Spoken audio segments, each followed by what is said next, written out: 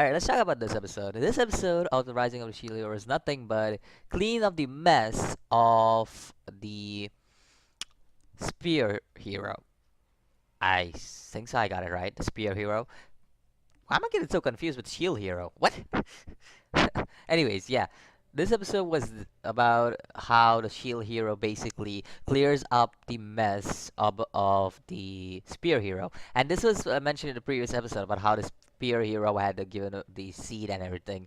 And the seed was the great seed and all of the great stuff that comes with the seed and everything. Yeah, so it was given by the Spear Hero. And we saw that in this episode, and then we see that the tree that seed which the spear hero gave grew into this huge tree, this huge monstrous tree, which I like actually. I like the design for the monsters. Kind of looks like a little bit of reminds me of kind of a Resident Evil type of view of monsters, and that was a game reference for anybody who's only anime people. But yeah, it was kind of the like the Resident Evil monsters from the game, and yeah, that's the reason I think so. I liked it because I kind of find these monsters gross out, which is a good thing in my eyes. Like they may not have the coolest designs, but they are mostly grossed out, and that's basically what I saw here. And I kind of like that.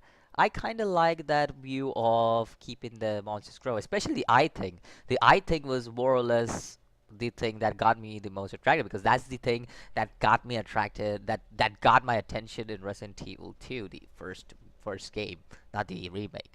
So that's the reason why I kind of like the design for this character, this enemy in this episode of Rising of the Shield Hero because it was kind of the same. And I don't know if the inspiration was Resident Evil because I'm not sure about that. That's I mean it's a famous game, so but anyways, basically what I said.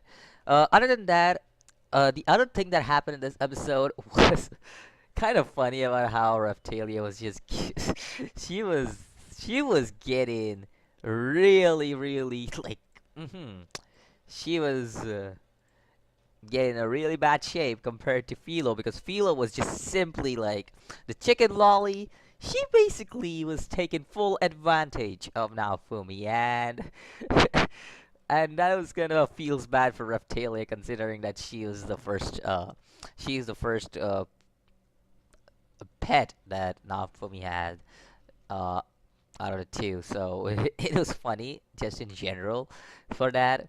And it was also funny. The second half was pretty much kind of reminds me of the harem anime kind of thing, like not the harem anime kind of thing, but isekai harem type of things that happen normally only in isekais, because it happens only in isekais.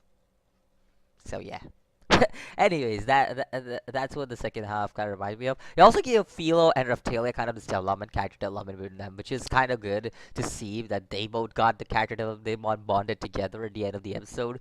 Because the start of the episode, they were kind of like they were kind of this unnatural pair, and at the end of the episode they kind of became a bonded pair. So I actually like that. I like that concept and everything about Raphtalia and Philo finally becoming a bonded pair, and rather than just being like, oh, I'm better than you or I'm better than you, kind of get it. Like they respect each other by the end of the episode.